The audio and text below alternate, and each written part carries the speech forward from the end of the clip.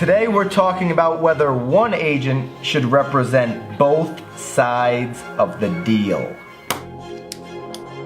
We're actually bringing out some truths, peel back the layers of all this fluff. Shining the light on this industry as a whole. Maybe you should stay away from it.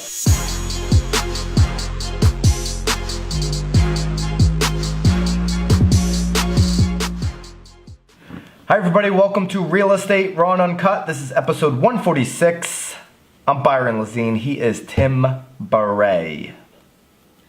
You like that, Brittany?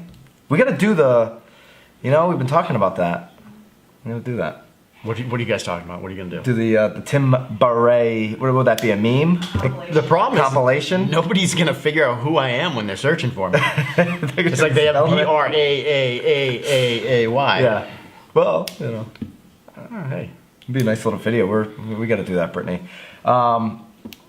We had a little conversation this morning. This is how these videos typically come up. But we're conversations. going to do a different topic. Which we'll do that one at some point. I love it. But I like this one more. Shoot. So, dual agency for those that maybe aren't in the real estate industry and don't know, is when one agent represents both sides of a transaction. There are actually some states where you can't do this. Correct. We operate in Connecticut. You can be a dual agent. Or designated. Or a designated agent. What's the difference between dual and designated? So dual could I'll use this. So if it's under the umbrella of the same company, then it's typically dual, where you're representing, your fiduciary same interests. Brokerage. Yeah, you're basically being neutralized. But it could be two different agents as well. Designated is when you actually designate a specific agent to work on behalf of one specific party, and their information is going to stay over here and not be given to the other agent who represents. Which would still be same company. Still same company. Dual, sometimes it's just one agent. Right.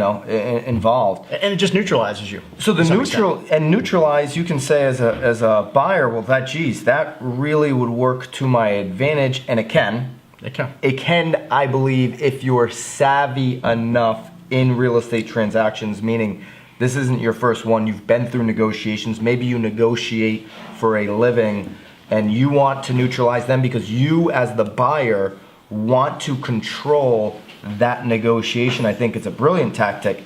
I think if you're unfamiliar with the marketplace, if you haven't done a lot of transactions on your end, and you're coming in as the buyer, inexperienced, and you want to neutralize the party, well, now you've neutralized. If I neutralize Tim, I'm the buyer, Tim's the agent that's got the listing, and I'm going to have him represent me. Now, if I don't know what I'm doing, and I don't know the numbers, and I don't know what's happening in the marketplace, and I go ahead and neutralize Tim, well, he can't give me advice on where to come in at with a number. Right. I can't give you strategy. So now I think Tim just did a video about overpriced listings. Was it yesterday? It was yesterday. Just find it on YouTube or Facebook. But talking about overpriced listings, right? So now if I'm a buyer that neutralized Tim, and this property is $200,000 overpriced, well, I just did all this negotiating, and I negotiated it down. We'll just use simple numbers, from $1 million down to $900,000. But the real value is probably $8 million. I feel like I scored a major deal at $9 million. Because you planned on 15 price reductions anyway. Right, but I actually just didn't get any advice, didn't get any information on the value. So in essence, what you're doing is you're almost taking the agent out of the mix, because when you make an offer, that offer is obligated to just present that offer the way that it is, and then the response back from the seller just goes back. But you're not getting a whole lot of advice. Right. You're not going to. So it's from a seller's perspective. Let's flip it now, right? From a seller's perspective, they may ask you as the agent, I don't want dual agency on my property because I hired you to sell my house. I want you representing just me. I want you negotiating for just me, representing my best interest. So what just happened? Because how many buyers do you have? I think that if you do that as a seller in a state that allows dual agency, I think you just took your market from here and you just went like that. Especially if you have a large company, right? So if you've got a company that has 1,000 agents, and you know you're doing as much marketing as you possibly can. You just took 1,000 agents out of the marketplace for that could potentially look at your home. Yeah, doesn't make any sense to me. Or your specific agent who has maybe 10, 15, 20 buyers in the pipeline in that But you can't show them that property? You basically just said to the agent, don't show your buyers How about this property. How about this? So when you took that listing, they're always asking, you know, if you represent both sides, you know, will you reduce your commission?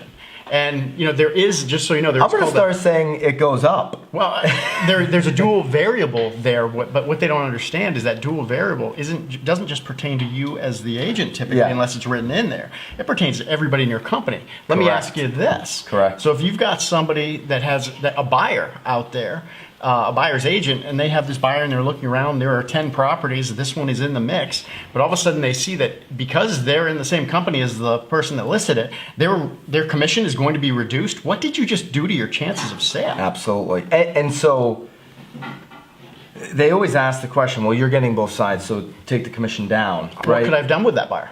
Could I have taken him somewhere else?